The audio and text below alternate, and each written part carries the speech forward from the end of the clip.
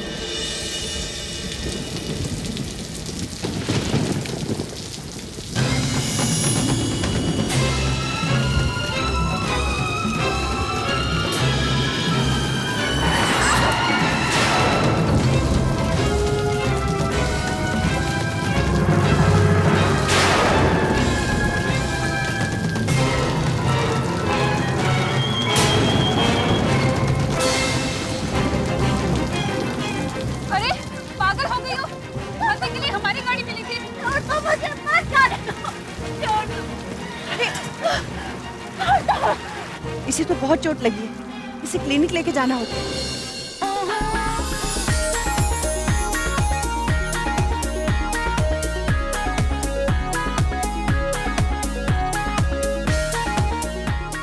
शीतल, कैसी लग रही है मेरी ये ड्रेस? हाँ हाँ, अच्छी अच्छी। क्या अच्छी है? तुमसे तो कुछ पूछना ही बेकार है। देख, तू मेरी खिंचाई मत कर, वरना मैं डैड को बता दूंगी। अरे क्या बताओगी अपनी डैडी को, हैं?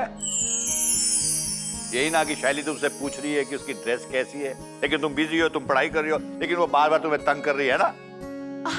पर आपको कैसे पता चला? लोग प्रोफेसर मनोहर के दिमाग की दाद यूं ही नहीं देते। बताइए ना, आपको कैसे पता चला? भाई बहुत सिंपल सी बात है, जब भी हम लोगों को कभी पार्टी में जाना होता है तो ये सीन रिपीट हो रहा होता है। डैडी। अच्छा एक काम करो भाई, अगर ये डिस्कशन तुम्हारा फैशन डिजाइनिंग का खत्म हो गया हो तो चल कर यार देख लो मुझे कौन से कपड़े पहनने चाहिए। But I am sorry dad, I have to go to beauty parlour. अरे अब ब्यूटी पार्लर जाकर आने का टाइम कहाँ बचा है? अरे मॉम है ना, जब तक वो क्लिनिक से वापस आएंगी तब तक मैं 10 बार पार्लर जाकर आ जाऊंगी। भाई इस बात में तो दम है शीतल, शैली की इस बात में दम है, क्योंकि एक बार तुम्हारी माँ क्लिनिक चल जाती है तो दुनिया के बारे में सब कुछ भूल जाती है।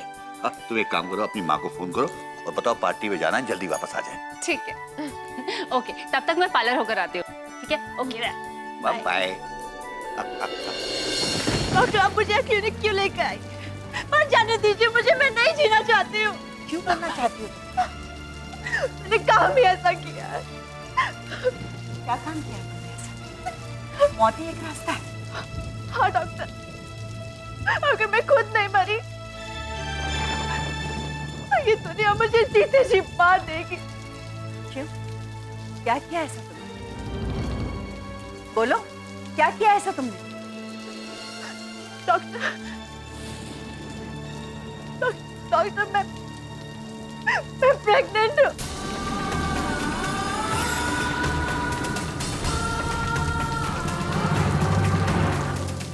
क्या हो गया है आजकल की लड़कियों को? अरे ऐसा करने से पहले तुमने अपने माँ बाप के बारे में एक बार भी नहीं सोचा? क्या गुजरेगी जब उन्हें पता चलेगा? क्या इज्जत रह जाएगी उनकी समाज में? यही सोच के तो अब मैं जीना नहीं चाहती। तुम तो मर जाओ और उन्हें घुट-घुट कर जीने के लिए छोड़ जाओ, और तुम्हारे मरने से उनकी गई हुई इज्जत वापस आ जाएगी। तो आप भी कुछ कीजिए ना डॉक्टर, आप कुछ कीजिए। अब मेरा ऑपरेशन कर दीजिए। बदनामी से बचने का एक यही रास्ता है मेरे पास। नहीं, एक मासूम की जिंदगी लेकर तुम्हें मैं बदनामी से नहीं बचाने वाली। बस एक ही रास्ता है, उस अपराधी की जीवन संगिनी बनने का प्रयास करो और अपने अपराध बोझ से मुक्त हो जाओ। काश कि ये संभव हो पाता। सुनो, हर लड़की को हमेशा खुद पर काबू रखना चाहिए, क्योंकि एक बार लड़की गुमराह हो गई या फिसल गई तो अपना सब कुछ गंवा सकती है। और ये एहसास हर लड़की को हर वक्त होना चाहिए। डॉक्टर,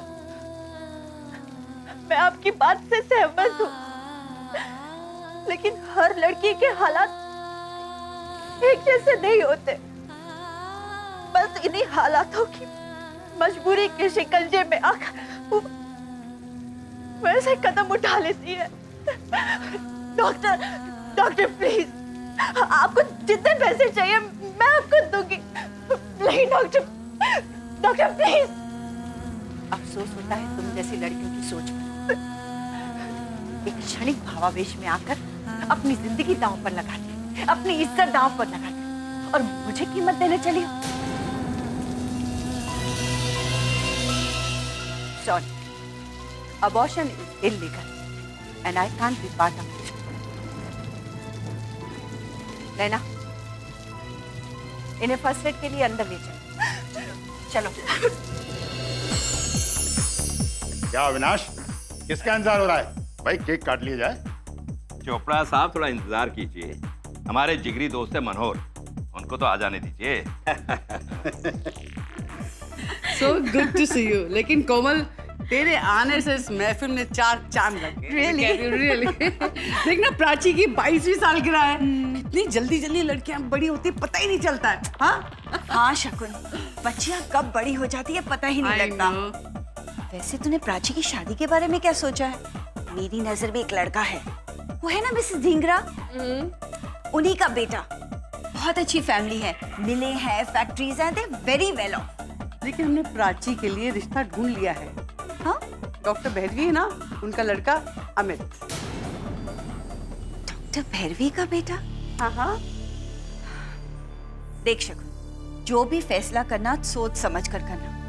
ये कोई गुड्डे गुड्डी का खेल तो है नहीं, ये तेरी बेटी की पूरी जिंदगी का सवाल है। कोमल आंटी, मैंने अपनी जिंदगी का फैसला खुद लिया है, आपको टेंशन लेने की जरूरत नहीं है। आप पार्टी एंजॉय कीजिए ना। कुछ लाऊं आपके लिए? No thank you darling. वैसे तुम केक तो काटो। बस भैरवी आंटी आ जाए। लो, आ गई तुम्हारी वीआईपी गेस्ट। आइए, कहिए। नमस्ते।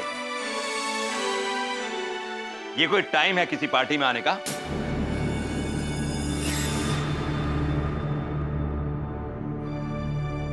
दरअसल अविनाश, भैरवी के पास एक इमरजेंसी केस आ गया था, इसलिए थोड़ा टाइम लग गया आने के। मुझे कोई बहाना नहीं सुनना है, बस। कैसे बिहेव कर रहे हैं आप? मैं कोई गलत बिहेव कर रहा हूँ क्या?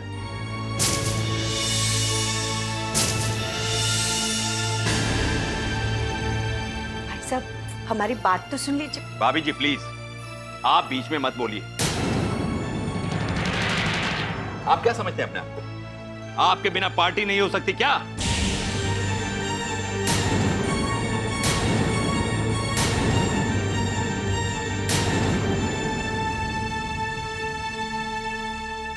सही समझते हैं आप अपने आप को? आपके बिना पार्टी हो ही नहीं सकती।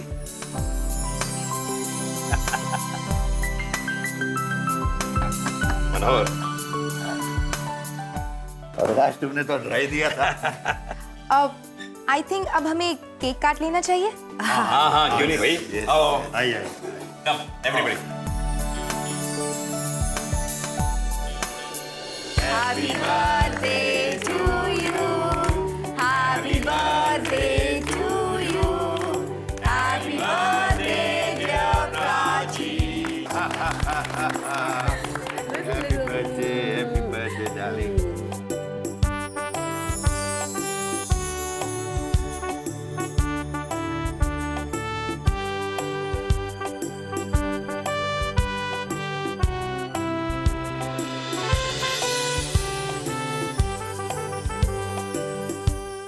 अगर अमित यहाँ होता तो इस पार्टी का मजा ही कुछ और होता। बिल्कुल, उसके पूना से आने का इंतजार है और मैं जल्द ही ना प्राची को अपने घर की बहू बनाना चाहती हूँ। बहुत अच्छी बात है। हम भी यही चाहते हैं कि हमारी भी जल्द से जल्द रिस्पॉन्सिबिलिटी हम निभा सकें। हाँ बिल्कुल, अमित के पूना से आते ही प्राची और अमित की सगाई कर देते हैं और अगले महीने शादी। बहुत अच्छी बात है, चलो गले मिल लेते हैं।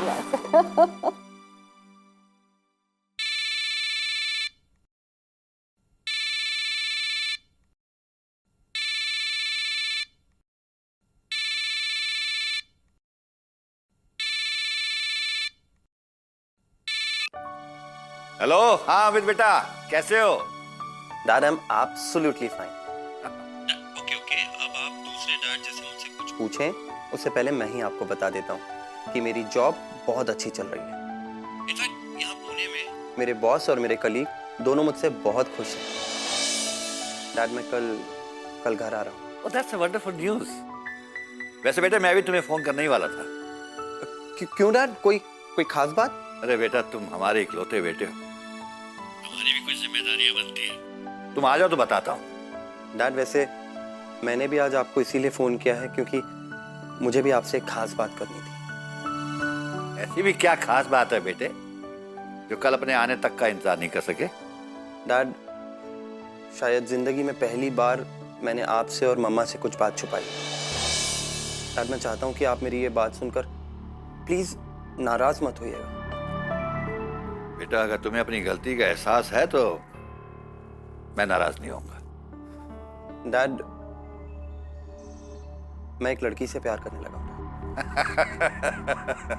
जानते हैं बेटा, हम जानते हैं प्राची से प्यार करते हो ना तुम। नहीं डैड, कोई और लड़की है।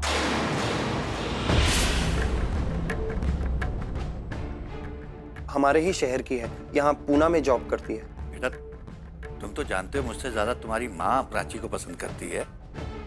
डैड, इसीलिए तो आपको फोन किया है ना। प्लीज आप मम्मी को बताइए, प्लीज उनको समझाइए कि मैं उस लड़की के बिना एक पल नहीं रह सकता डैड। और आज हम दोनों की प्रेम कहानी इतनी आगे बढ़ चुकी है कि यहाँ से यू टर्न लेना नामुमकिन है।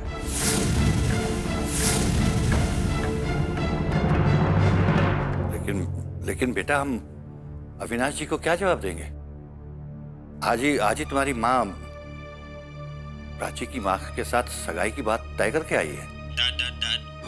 मैं कुछ नहीं जानता डैड। मैं बस इतना जानता हूँ कि अपने बेटे की खुशी के लिए, अपनी औलाद की खुशी के लिए आप और मम्मा जरूर मान जाएंगे। बस मैं रखता हूँ डैड, गुड बाय। मगर हेलो हेलो, किसका कॉल था? वो अमित का, कल आ रहा है। ये तो बड़ी खुशी की बात है। मैं सोच रही हूँ कि उसके आने के बाद अमित तो प्राची की सगाई कर देनी चाहिए। हाँ, तुम बिल्कुल सही सोच रही हो, लेकिन मेरा कहना है कि एक बार अमित से भी पूछ लो कि वो क्या सोच रहा है। बचपन से आज तक अमित ने हमारे किसी भी फैसले को मानने से इनकार नहीं किया है। नहीं किया, कभी भी नहीं किया। इसलिए अब मैं सोचता हूं कि हमें भी अमित के फैसले को सुनने की आदत डाल देनी चाहिए। क्यों? भैरवी, मेरा यह मानना है कि एक समय तक माँ बाप को अपने फैसले अपने बच्चों को सुनाने चाहिए, लेकिन एक समय के बाद माँ बाप को अपने बच्चों के फैसले सुनने चाहिए। क्योंकि अगर माँ बाप आदत नहीं डालेंगे तो बच्चों में हिम्मत कहां से आएगी अपने फैसले सुनाने की। दुनिया में अच्छा बुरा क्या है, जिंदगी में क्या सही फैसला लेना चाहिए, तभी तो समझ पाएंगे। लगता है अमित ने कोई अपना फैसला सुनाया है आपको। हाँ भैरवी, अमित प्राची से प्यार नहीं करता,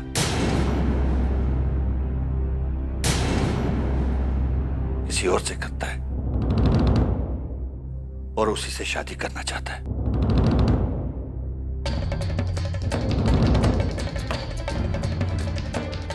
क्या? और आप मुझे उसकी बात मानने के लिए मजबूर कर रहे हैं? उसका साहस बढ़ाने की बात कर रहे हैं? हाँ भैरवी, क्योंकि जिंदगी में पहली बार उसने हमें अपना फैसला सुनाया है और हमें उसकी बात सुननी चाहिए, वरना इसके दो ही नतीजे होंगे। या तो वो कभी फैसला ले नहीं पाएगा, या फिर हम सारी जिंदगी अपने आंसू पोंछते रहेंगे और उसके जिम्मेदार सिर्फ हम ही होंगे। फिलहाल तो उसने हमें रोने पर मजबूर कर दिया। अविनाश भाई साहब को हम क्या जवाब देंगे? प्राची का सामना कैसे करेंगे?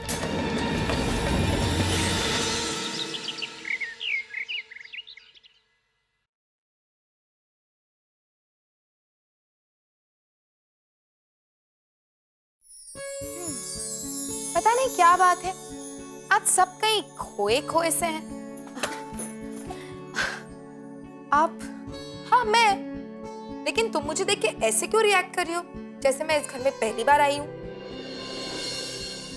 नहीं प्राची, ऐसी कोई बात नहीं है।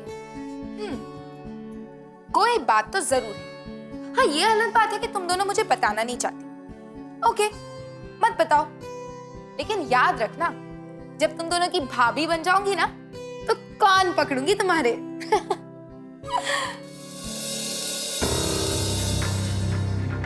क्या बात है,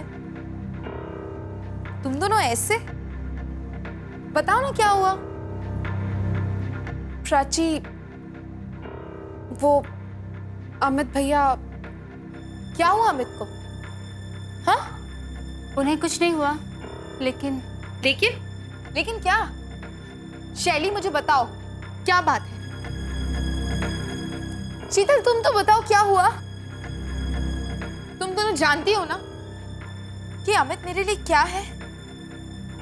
प्राची, हम जानते हैं कि अमित भैया तुम्हारे लिए क्या है, लेकिन अमित भैया के लिए तुम कुछ भी नहीं।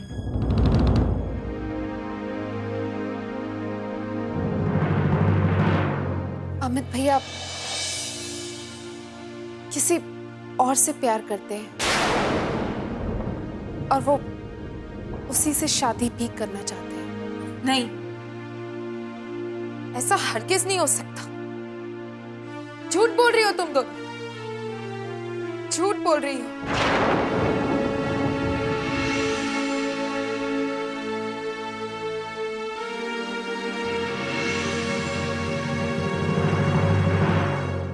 अरे क्या हुआ बेटा, क्यों रो रही है तू? बोल ना, क्यों रो रही है? तू तो मनोहर के यहाँ गई थी ना, तो फिर क्या हुआ? मम्मा, अमित क्या हुआ अमित को?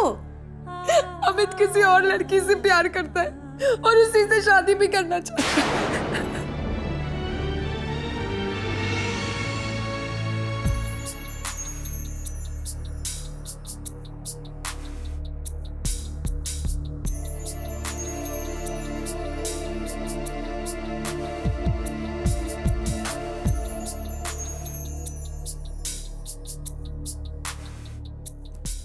क्या जरूरत थी प्राची को बताने की, हैं?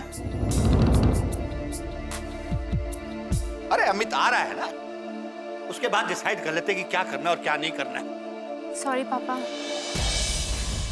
मनोहर,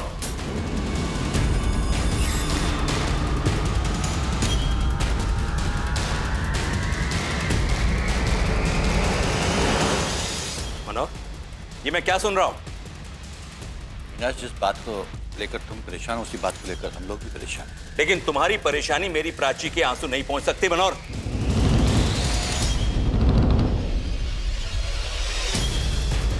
अविनाश, इस समय बात आंसू पहुंचने की नहीं है, बात दो जिंदगियों की है, उनकी खुशियों की है। हमें तो इस समय ये सोचना चाहिए उन दोनों की जिंदगी में खुशहाली कैसे आए। तुम्हारा कहना बिल्कुल सही हो सकता है मनोहर, लेकिन जिसकी बेटी की खुशियां, जिंदगी और इज्जत दांव पे लगी हो, तो उसके बाप की समझ में नहीं आता कि वो क्या करे। भाई साहब, आपके दर्द का, आपकी परेशानी का एहसास है हमें। पिछले कुछ समय से मैं भी उन्हीं सपनों में जी रही थी जिनके साए में प्राची बेटी खुशी से जी रही थी। आप हम पर विश्वास रखिए, इस घर की बहू प्राची ही बनेगी। लेकिन भाभी जी, सपनों की दुनिया और हकीकत की दुनिया में बड़ा फर्क होता है, और हकीकत यह है कि अमित ने अपना फैसला ले लिया है। फैसला नहीं लिया है अविनाश, उसने सिर्फ ये बताया है कि वो किसी लड़की से प्यार करता है। अविनाश, वो आज आ रहा है और हमें पूरा विश्वास है कि वो हमारी बात को मान जाएगा। और अगर नहीं माना तो?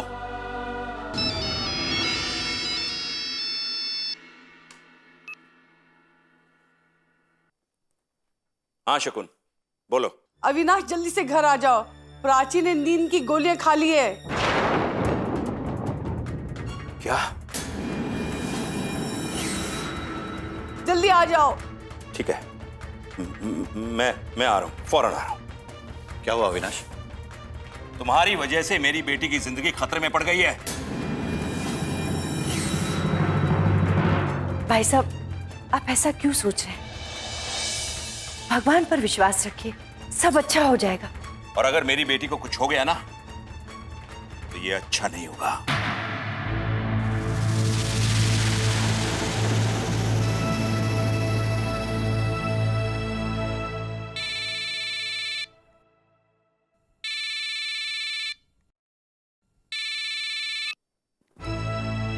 हेलो। हाँ ठीक। किसका फोन था? अमित कुछ ही देर में पहुंचने वाला है। और हाँ, एक बात का ख्याल रखना, उसे हर चीज नॉर्मल लगे। चिंता अमित की नहीं, प्राची की है। पता नहीं कैसी होगी वो। डॉक्टर साहब, इज शी ओके ना? Thank you. प्राची बेटा। पापा, मैं उसके बगैर नहीं जी सकती। मुझे अमित चाहिए, मुझे अमित चाहिए पापा। भूल जाओ उसे। नहीं शगुन, फिर कभी भूल जाने की बात मत कहना। जिस तरह से प्राची हमारी खुशी है, हमारी जिंदगी है, उसी तरह अमित इसकी खुशी है, इसकी जिंदगी है। और इंसान अपनी जिंदगी को कैसे भूल सकता है? मैंने तो तुम्हारे सारे सपनों को खरीदकर तुम्हारे कदमों में डाला है। तुम्हें विश्वास दिलाता हूं कि एक दिन अमित को लाकर तुम्हारे सामने खड़ा कर दूंगा।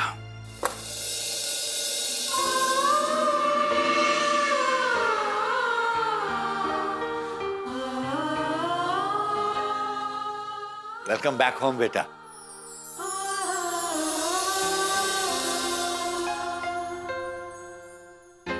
आओ ना।